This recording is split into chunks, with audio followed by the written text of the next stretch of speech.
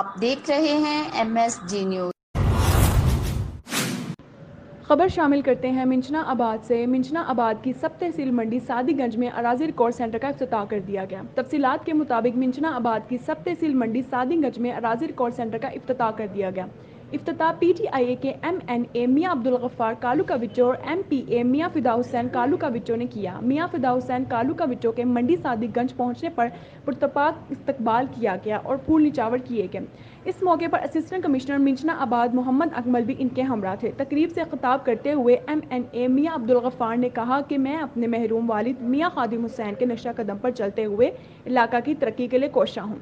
MPA मियां फिदा हुसैन कालू का विचो ने खिताब करते हुए कहा कि मंडी सादीगंज मेरा आबाई शहर है और इसकी तरक्की मुझे हरदम अजीज़ है। जल्द मंडी सादीगंज में नादरा दफ्तर भी मंजूर होगा, जिस पर काम 75% मुकम्मल हो चुका है। इस मौके पर अवाम ने MNA और MPA के इलाके में तरक्याती काम करवाने का शुक्रिया अदा किया। वाकई मसाइल पर नज़र है। MSG न्यूज़ की मज़ीद खबरों के लिए देखते रहें MSG न्यूज़।